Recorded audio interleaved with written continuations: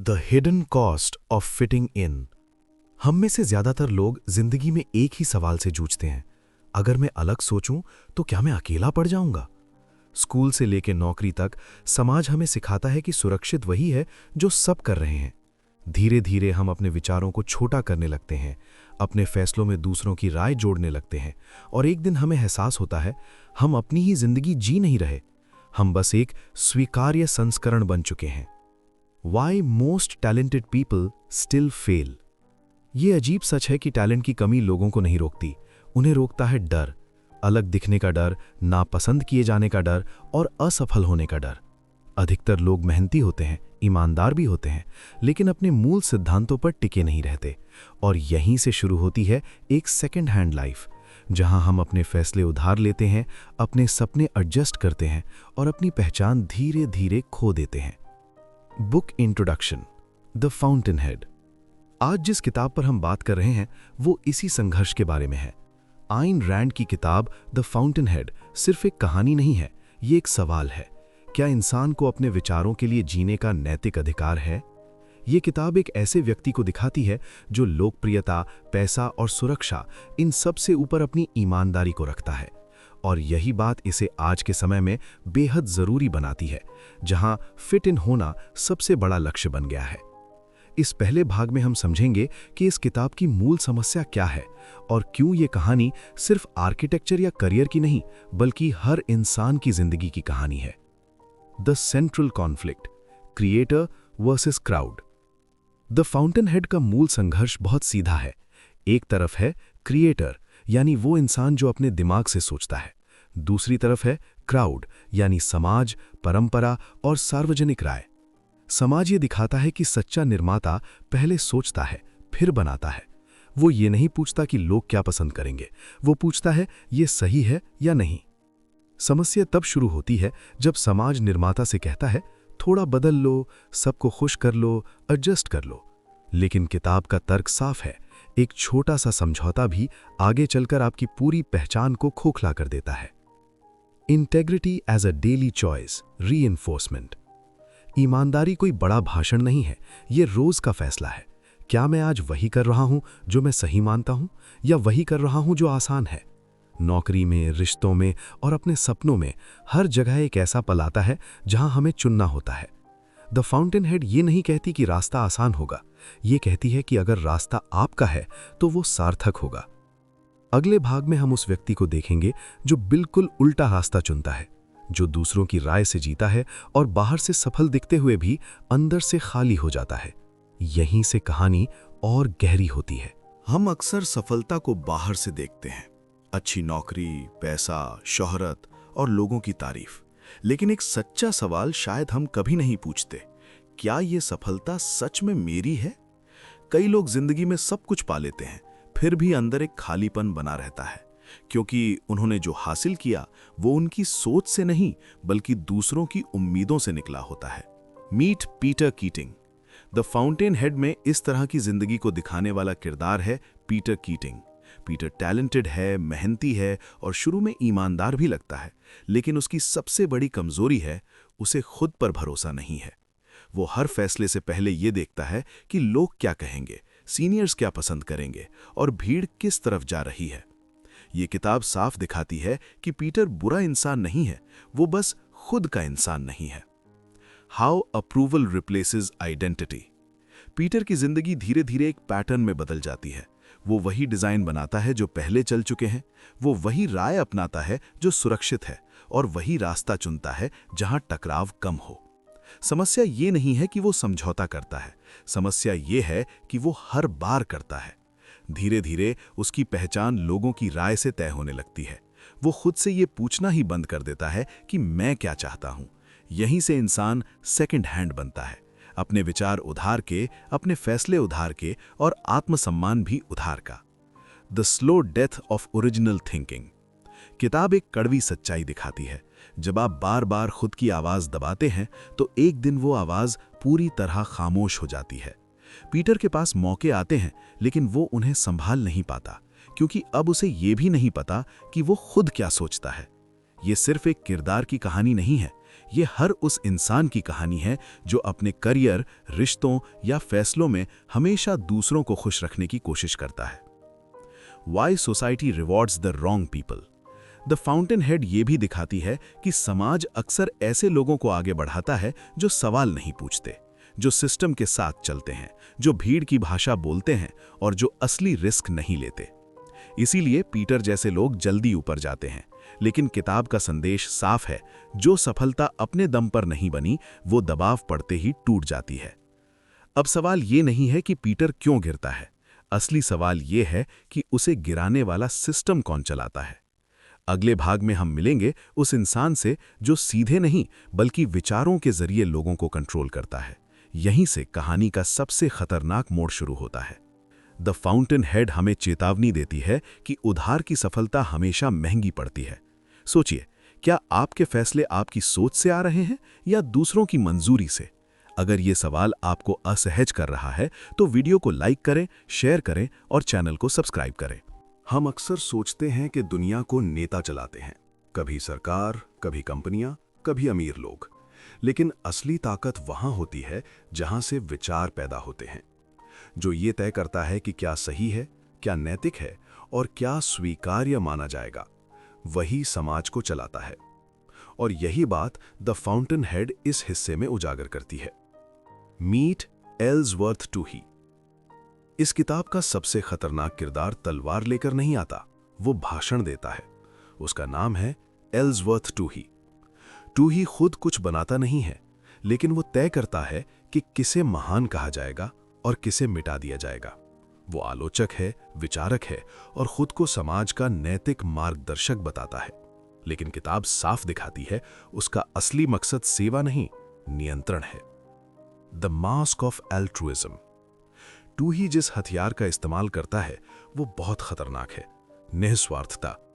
वो लोगों को सिखाता है कि अपने लिए सोचना स्वार्थ है, खुद आगे बढ़ना अपराध है और जो सबसे अलग है वही सबसे संदिग्ध है। इस तरह वो औसतपन को नैतिक बना देता है और उत्कृष्टता को अपराध। ये किताब ये नहीं कहती कि दूसरों की मदद गलत है, ये कहती है कि जब निस्वार्थता को हथियार बनाया जाता है तो वो रचनात्मकता को मार देती है। How mediocrity is manufactured. Toohey सीधे किसी को गिराता नहीं है, वो धीरे धीरे माहौल बनाता है। वो लेख लिखता है, भाषा बदलता है और बार बार एक ही विचार दोहराता है कि कोई भी खास नहीं है। जब ये विचार लोगों के दिमाग में बैठ जाता है तो वे खुद ही उत्कृष्ट लोगों से नफरत करने लगते हैं, क्योंकि उत्कृष्टता उनकी अपनी सीमाओं को उजागर करती है।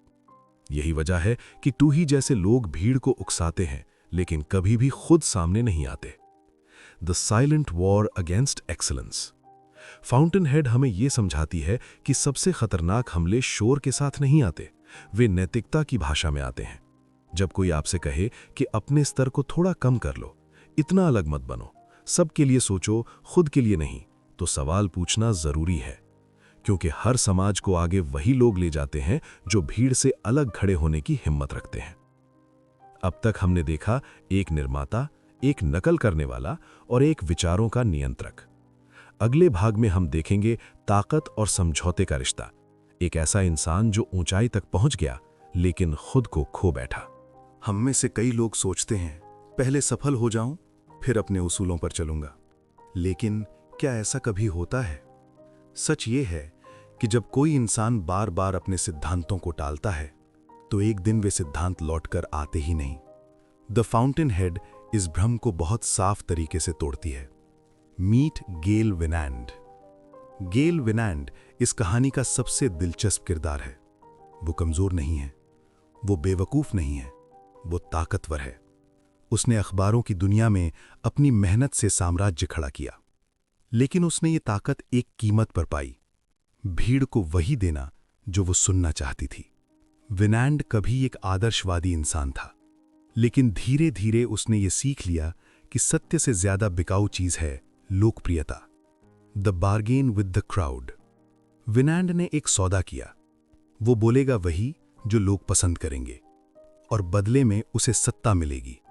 शुरुआत में यह समझौता छोटा लगता है, बस एक बार, बस अभी, बाद में ठीक कर लूंगा। लेकिन किताब साफ दिखाती है कि समझौता कभी अकेला नहीं आता, हर समझौते के बाद अगला और आसान हो जाता है, और कुछ समय बाद आप ये भी भूल जाते हैं कि आपने किस बात के लिए शुरुआत की थी। Why compromise never stays small। विनान की सबसे बड़ी त्रासदी ये है कि वो सब कुछ जीत चुका है, सत्ता, पैसा, सम्मान। फिर भी जब उसे अपने जीवन का सबसे अहम निर्णय लेना पड़ता है तो वो वही करता है जो भीड़ चाहती है। किताब यहां एक कठोर सच्चाई रखती है। अगर आपने अपना विवेक गिरवी रख दिया है तो संकट के समय आपके पास लौटने के लिए कुछ नहीं होता। Losing everything without failing. Wynand हारता इसलिए नहीं है कि वो कमजोर है, वो हारता इसलिए है क्योंकि उसने खुद को टुकड़ों में बेच दिया। द फाउंटेन हेड ये नहीं कहती कि ताकत बुरी है, ये कहती है कि ताकत बिना सिद्धांतों के खुद को खा जाती है। और ये बात सिर्फ अखबार या सत्ता की नहीं है, ये हर उस इंसान की कहानी है जो अभी एडजस्ट कर लेते हैं, कहते कहते खुद को खो देता है। अब तक हमने देखा भीड़, नकल, विचारों का नियंत्रण और सत्ता का समझौता। अगले भाग में कहानी उस मोड़ पर पहुंचेगी जहां एक इंसान कहता है यहां तक और नहीं। यहीं से शुरू होता है सबसे बड़ा टकराव। द फाउंटेन हेड हमें सिखाती है कि सबसे महंगा सौदा वही होता है जिसमें हम खुद को खो देते हैं।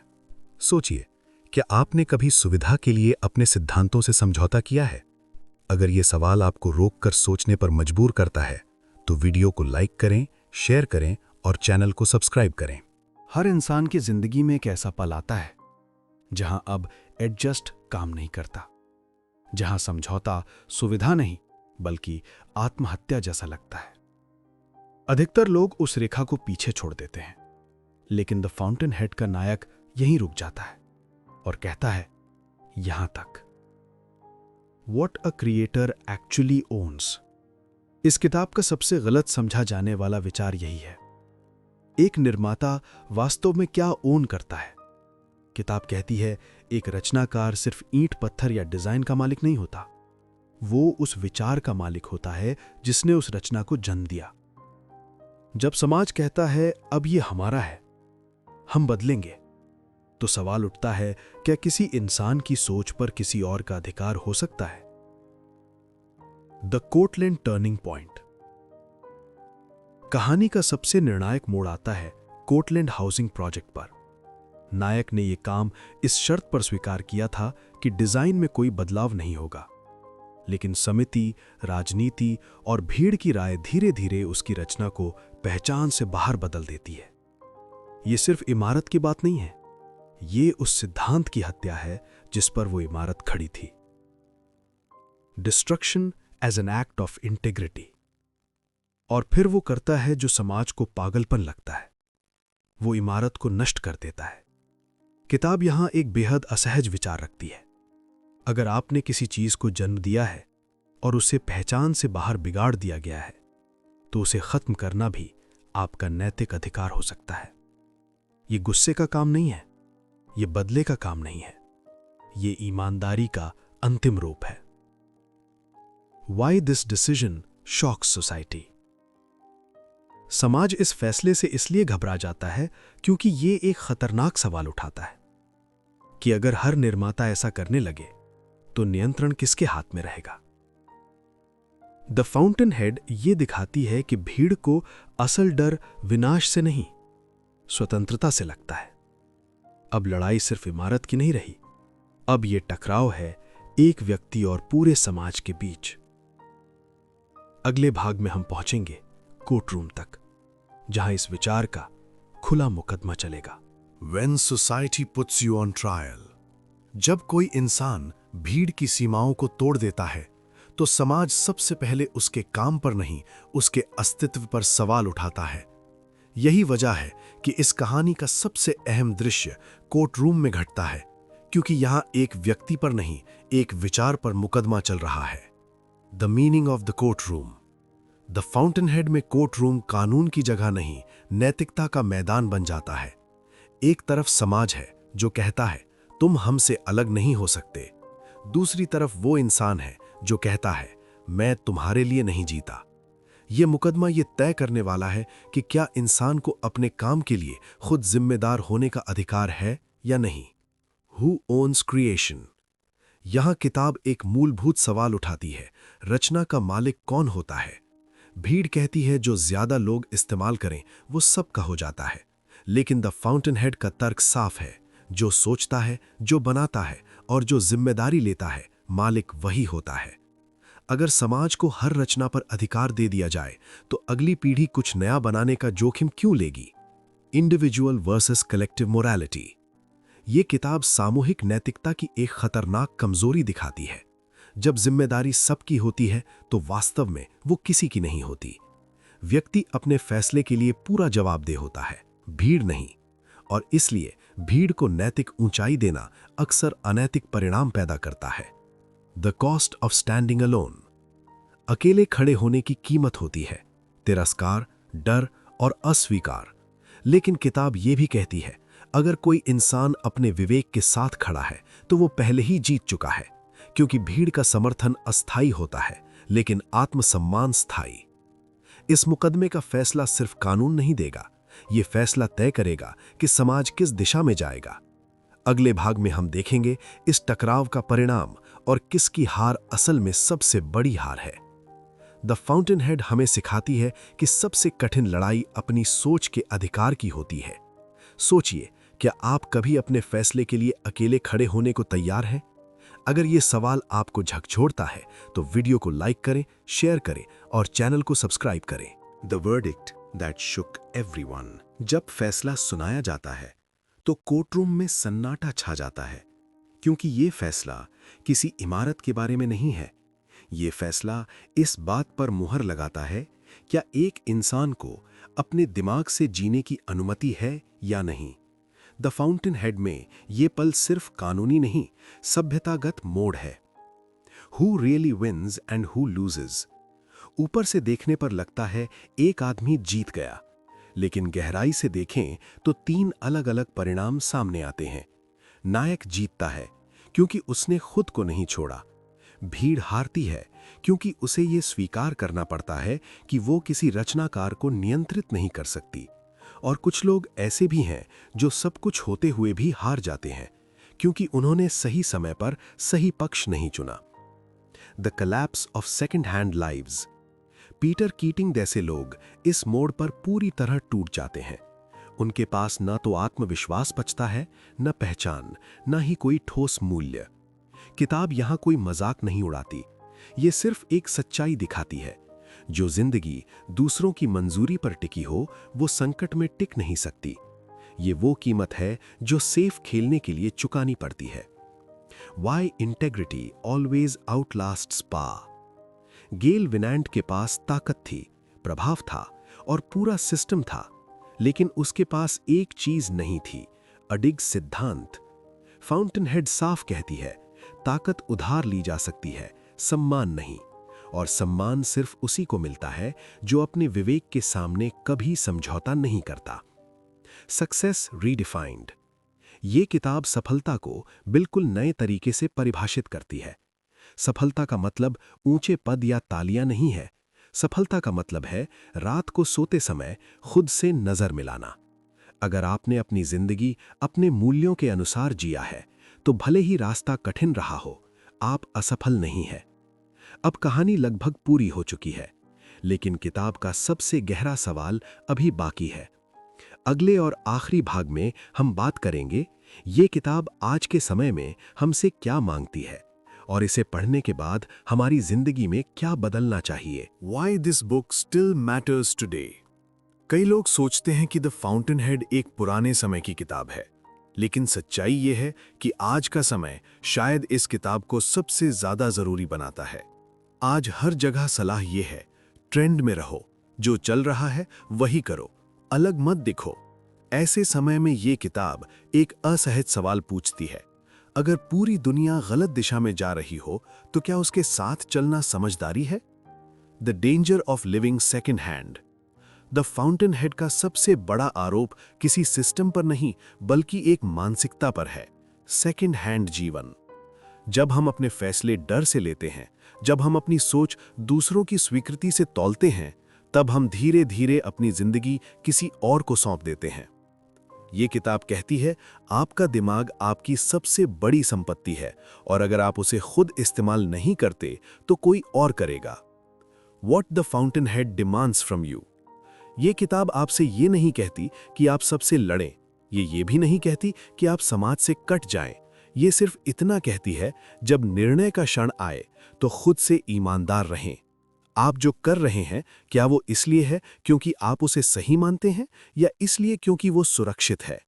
ये फर्क छोटा लगता है लेकिन यही फर्क पूरी जिंदगी की दिशा तय करता है। Applying the core lesson in real life.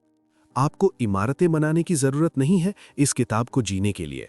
ये नौकरी में लागू होती है जहां आपको अपने काम की गुणवत्ता चुननी होती है या सिर्फ तारीफ।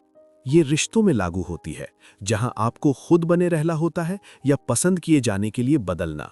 और ये सपनों में लागू होती है जहां सबसे बड़ा डर असफलता नहीं बल्कि ये होता है कि कहीं आप अपने सपने ही न छोड़ दें।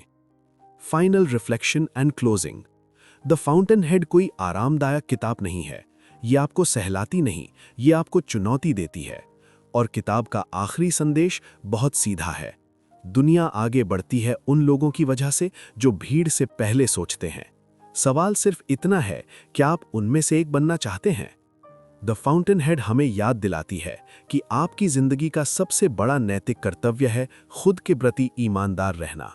सोचिए, अगर आज आपको बिना किसी डर के जीने की आज़ादी मिले तो आप क्या बदलेंगे? अगर ये पूरी यात्रा आपको मूल्यवान लगी तो वीडियो को लाइक करें, शेयर करें और बुक पल्स स्टूडियो चैनल को सब्सक्राइब करें।